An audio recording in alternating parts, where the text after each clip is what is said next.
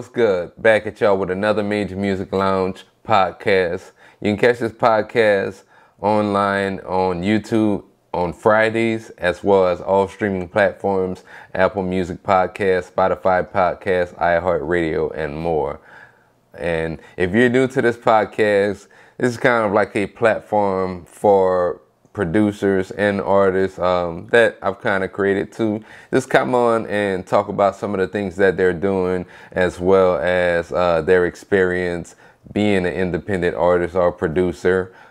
Done quite a few episodes so far, so if you want to check those out, again, you know where to find them at as well. You can follow me on Instagram at d._majormusic, or follow me on Twitter at d.mme. And I appreciate all the love, the comments that I've been getting for the show. Some of the things that have been on my mind, I said last week, if you follow me like on Instagram, you saw the video that I made last week, which was talking about what's spamming versus advertising and promoting. So I had some thoughts and I made some notes on some of the thoughts, because I've been seeing an increase recently over creators inboxing their content. And while some may think there's nothing wrong with that, it could also push people away from what you're doing. And some examples of spamming. So just up here looking at my list that I jotted down, messaging unsolicited music or content.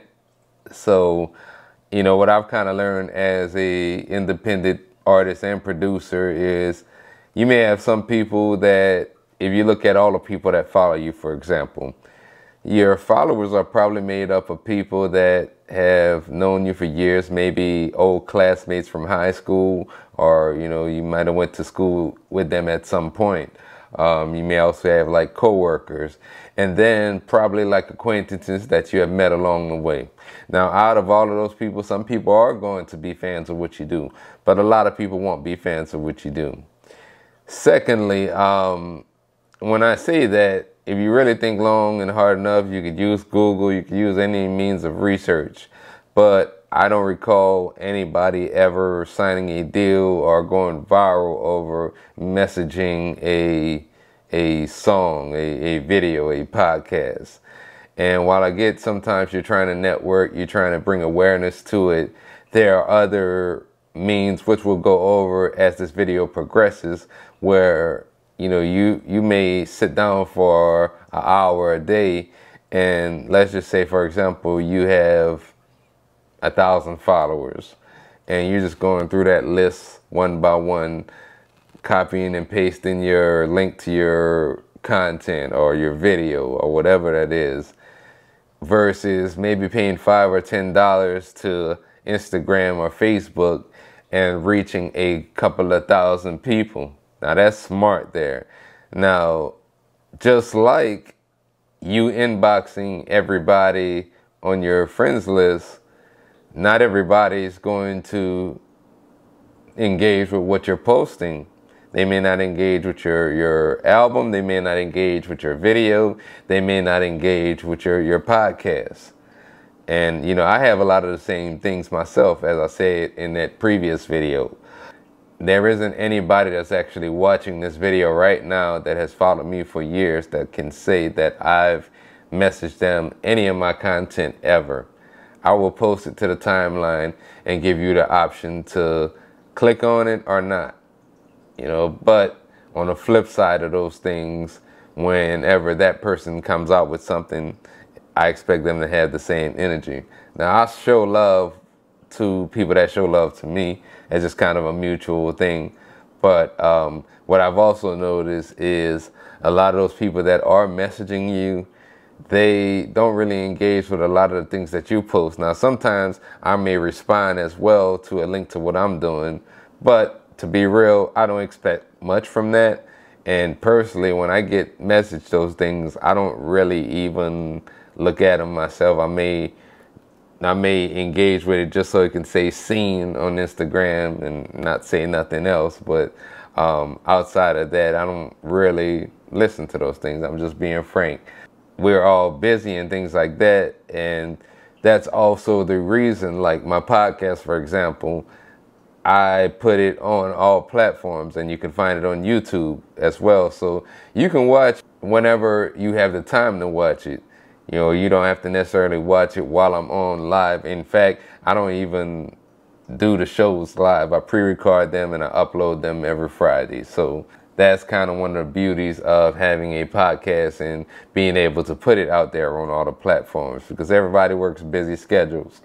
Now, secondly, let's move on. Emailing unsolicited music with no information at that.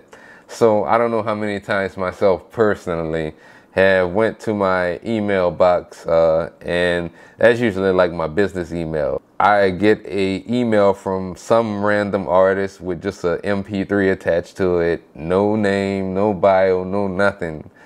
Do you think I really take the time to engage with that as well when I don't know who that person is? You see, it's things like that. You got to learn how to build relationships. Maybe take interest in what somebody else is doing. Kind of like I was saying earlier in the video, you might want to engage with something someone else posts. And, you know, hey, that's a nice beat. Hey, I like that song you did. Hey, that was a cool video. But something to that effect. And that person might remember you, and that goes a long way. You never know really what type of relationship that could build down the line when you do something as small as just engaging with someone's post and then introducing something that you might have created. This one is huge, the next one. So tagging people that have nothing to do with what you're working on. So that's something, that's actually one of the reasons that I left Facebook. Is I got tired of just getting tagged in you know, kind of the same thing. It's a lot of people that they'll come out with something, but they don't ever engage with anything that you put out, but they're trying to promote what they're doing by tagging like 99 of their friends on Facebook or Instagram and expecting that to get them more exposure. Now, I will say this, that is probably a little bit better than DMing somebody. However, I still wouldn't recommend that, because it gets kind of annoying just getting all those comments, all those likes when you have nothing to do with what's being posted. Now, as far as my personal experience, I've never done anything like that. However, on the flip side of it, I've had some people that have said, hey, that we like what you're doing. Go ahead, tag us in it. You know, we don't mind. We definitely support what you're doing. And if they do that, then that's cool. But most of the time, if I'm going to tag somebody in something, they've either been featured on the song, they might have been featured in the interview that I'm doing, they might have produced a beat that I'm rapping on. You know, they have something to actually do with the post that I'm posting. Otherwise, I 90% of the time will remove if, you know, there's a tag from somebody, and we can be, you know, we can be homies. Don't mean I love you any less, but it's kind of annoying to get all those comments and notifications, and in some cases that can get you blocked. Even like DMing people constantly on social media, your content, it just gets annoying. And you know, I know a lot of people just want to get on, post what they're doing, and they're like me. You mess with it, cool. You don't mess with it, still cool. No hard feelings here, but keep it going. The next one is probably one of the ones that annoys me the most. So everybody who follows me knows I'm a big time sports head. I'm always posting about what's going on in the sports world. And what I find always annoying is someone that, you know, you're commenting about a game that just happened, and then somebody just come out of the blue, hey, buy my beats online, listen to my mixtape, you know, whatever the case may be. That's kind of completely off base there. I mean, that has nothing to do with buying your beats or listening to your mixtape. Now, if I had a post that was specifically about that, then yeah, by all means, go ahead, post your links there. I'll check it out. Let's talk about the buy my beats online comments. That if you make a post, somebody may comment with that, They may message you with that as well. And the first thing I think about is, okay, well, why are you messaging me? Now, I said sometimes I do rap over other people's beats. I don't, I probably say out of all the time that I've been rapping, I'm mainly a producer. I'm a producer, probably, that's primarily what I do is music production. But like out of all the years I've been rapping since like 2010. I might have bought 2 beats. I don't really, buy beats obviously because I make them. And then as far as like a lot of my other friends that produce too, they're always like sending me stuff as well. So I'll check it out. We'll make some kind of arrangements amongst ourselves and they'll allow me to use the beat on my projects. So I look at that as spam as well because you're just blindly sending like, buy my beats. You don't know if that person already makes beats. So with that kind of being said, why would you send somebody that's already doing what you're doing, any type of message like that? You're wasting your time. I've heard this saying a long time ago, but it's like trying to sell a weight loss plan to a fitness instructor. Like, why would you do that? With all of that being said, when you try to force your music on people that didn't ask for it, now sometimes it may lead to other opportunities. I've heard some people get like publishing deals by reaching out to television music supervisors through Twitter or through like LinkedIn, and that's cool if you're doing it with a purpose similarly to that. Because it's gonna benefit you longer in the end. If you're trying to build your fan base, that's not a real good way to do so.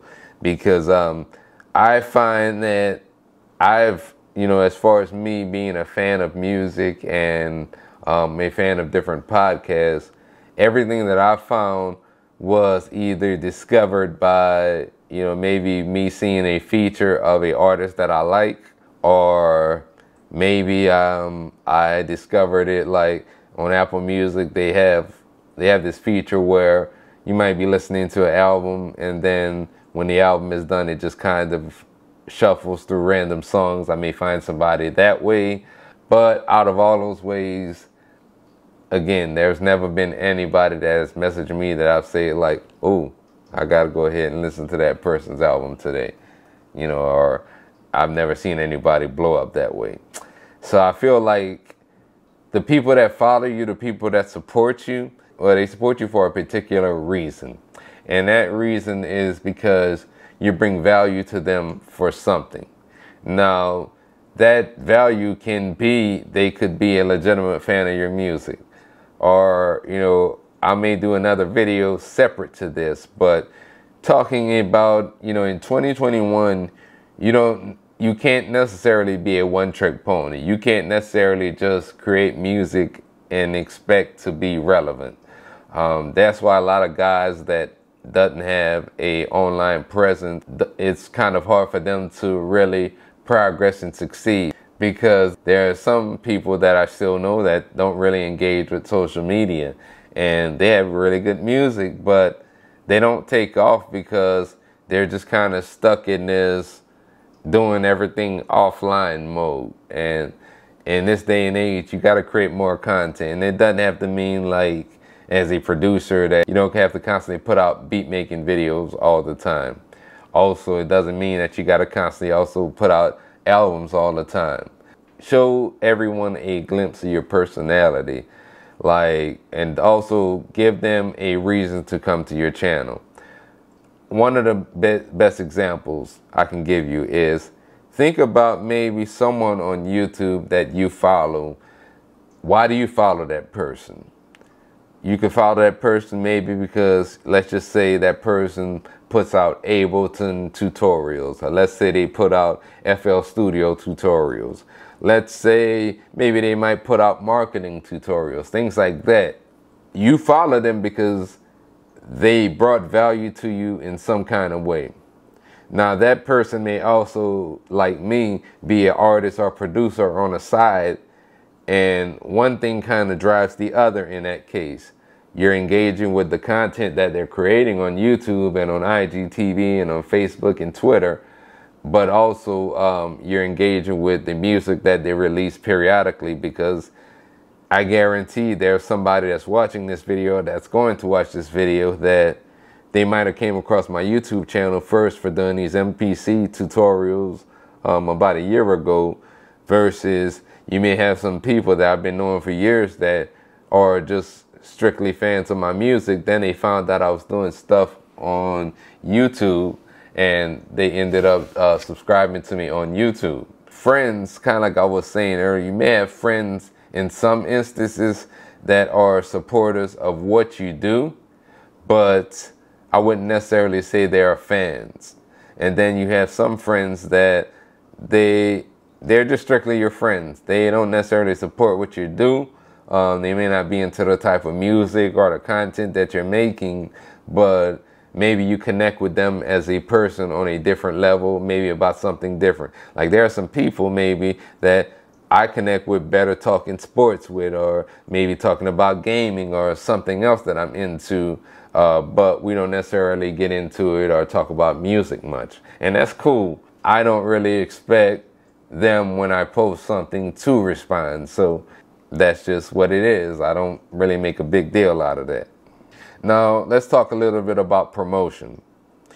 So you got to be really careful with this. You got to be really, really, really careful. Let me tell you a little story. So when I say being careful with how you're promoting your music, now I talked about getting ads from Facebook, Instagram, Twitter. I think YouTube also has some ways you can actually purchase some type of promotion that appears before videos actually play on YouTube. That's the ones you could usually skip through if you go to certain channels and you see something before the actual video that you click on starts to play. Then you're going to have independent promoters. Now, when I say you should be careful for two reasons. One, make sure that's a legitimate promoter. Make sure that if you're looking on their page, let's just say, like a lot of times what happens is you may post something on Instagram and you see somebody that says promote at such and such, or you may have these other people that reach out and say they're SEO or YouTube experts and they can help boost, your song on YouTube, or they might help boost your song on Spotify. Make sure that those are legitimate sources, because it would be such a bad thing if you put in all this work to create this album, you put in all this money to shoot this video, you got all these views, your confidence is up, and then all of a sudden you wake up one morning and your video or your music's taken down from YouTube or Spotify. Reason for that is they could have possibly used bots in order to boost those numbers up. Another site like that, for example, is Fiverr. Now, I use Fiverr as well. I've used Fiverr promotion in the past. Some of it is legit. But what I also look for is playlists. I don't necessarily look for anything that will boost your numbers with, if somebody says, for example, oh, we're going to give you 5,000 streams or 5,000 video views. I don't, I'm definitely sketchy of that. There was a situation I was involved in probably about 10 years ago or so. There was a company called All-Star Promotions. I don't know if they're still around, but that was around the time when the whole Dat Piff mixtape thing was kind of a big deal online. And I purchased some promotion from them once, and everything seemed cool at that point. I purchased then some promotion from them again, and this time when I purchased the promotion, what happened was my Dat Piff account got flagged. So I was getting all of these plays, but it ended up being something fraudulent. So then I reached out to All Star Promotions and tried to get, some clarity on what went on. And they claimed that it was all legitimate and that my project shouldn't have got taken down. And they said that they would do everything in their power to try and reimburse me for the money that was lost. I could upload it on their page. And I reached back out to them to try and get the project reposted on their page. And they pretty much just disregarded. They didn't respond to me or anything like that.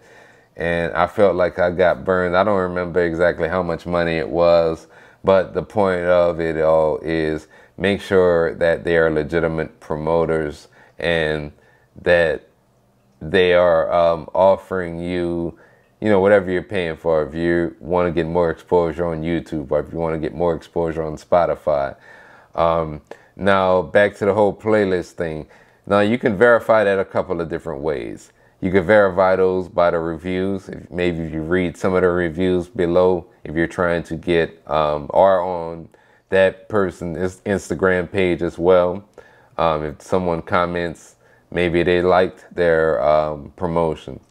Now, the other part of it is you can see if it's legitimate if you actually download the Spotify Artists app, which in the Artist app, there's actually a section that tells you whenever you have a project that is listed or a song that is a part of a playlist, it'll tell you which playlist and how many streams that particular song has gotten from that playlist.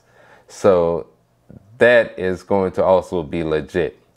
Now, if that person that calls themselves a promoter can provide you with any type of reviews or any type of references from their work, then I really would stray away from them. I didn't want to go too far in depth with this. I just wanted to speak on some of the things that have been going on. I would say another good avenue for promotion would be Google AdWords. I've used those in the past. If you're on BeatStars, they have their own promotion on BeatStars as well that I've used and had luck selling beats with. Another good site if you're looking to promote music is Reverb Nation.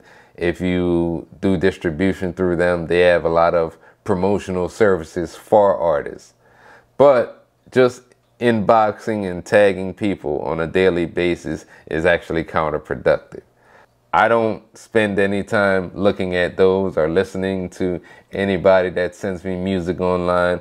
I just delete it, move on to the next. I hate to be that guy, but I'm just speaking from that real. If you found this video useful, go ahead, hit the subscribe button. You could also follow me on Instagram at d._majormusic and Twitter at d.mme. Listen to the Major Music Lounge podcast weekly on every podcast platform, as well as you can see the video version of it on YouTube. Appreciate your time, and until next time, I'm out.